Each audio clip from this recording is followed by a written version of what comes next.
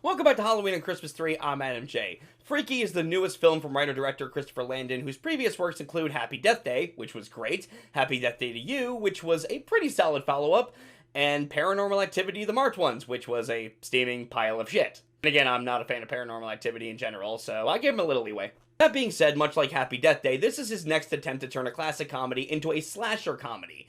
With Happy Death Day, he used the Groundhog Day formula, and with this, he's using the Freaky Friday formula. Apparently, the original title for this movie was Freaky Friday the 13th, but for legal reasons, they obviously could not do that. Freaky sees Millie, played by Kathryn Newton, as an average, nerdy, unpopular high school girl.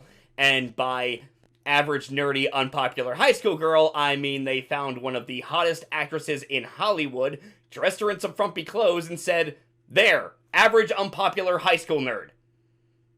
I'm not even kidding. There's actually a scene where one of her friends calls her, quote-unquote, a piece, and my only thought was, yeah, you bet her sweet ass she is. Like, I'm sorry, is anyone buying that anymore? Did we not learn our lesson from She's All That? Was that film going to hell not enough? But I digress. One night, she's stalked by a killer played by Vince Vaughn, who stabs her using an ancient dagger that forces them to switch bodies. Now Millie, in Vince Vaughn's body, must find a way to break the curse before she's stuck as a 50-year-old man forever. Now, you notice how I just went on a tirade about a minute ago about dressing up someone who was obviously attractive and passing them off as unpopular and nerdy? I really hate when movies do that.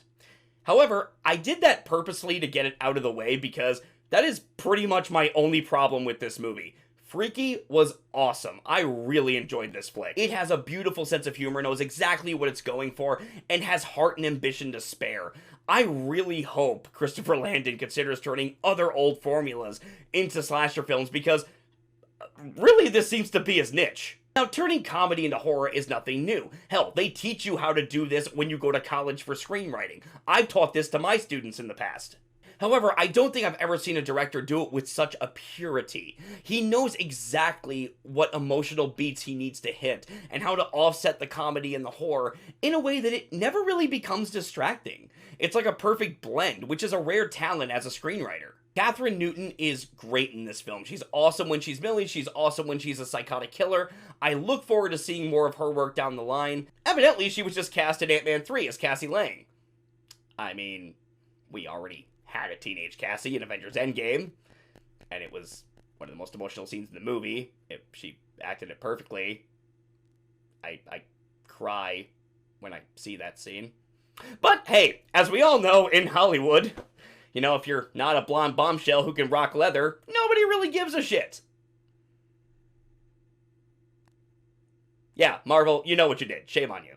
However, in this movie, the performance that steals the show is Vince Vaughn. I have not laughed this hard at Vince Vaughn since Wedding Crashers. Seeing him play a 17-year-old girl trapped in a 50-year-old man's body is some of the funniest shit you will see all year.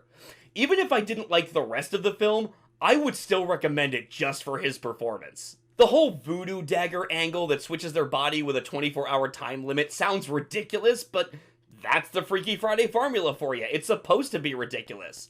It's very tongue-in-cheek, it doesn't take itself too seriously, and it's something that Landon took complete advantage of. Now, in the grand scheme of things, I do think Happy Death Day is a better movie, if only because it felt like the emotional moments hit a lot harder in that movie. I won't lie, some of the emotional moments in this film, while not bad, just don't hit that hard. They feel a bit underwhelming, like the dialogue needed just a little more fine-tuning. But that's just nitpicking on my part. They're still fine as is, just not great. Overall, Freaky is a very good slasher comedy, with good performances, great cinematography, and a funny premise that was beautifully turned on its head. I definitely think you guys should check this one out. I'm giving Freaky an A-. What did you think of this movie? Have you seen it? Did you love it? Did you hate it? Did you think it was crap? Please let me know in the comments, and please subscribe if you'd like to see more.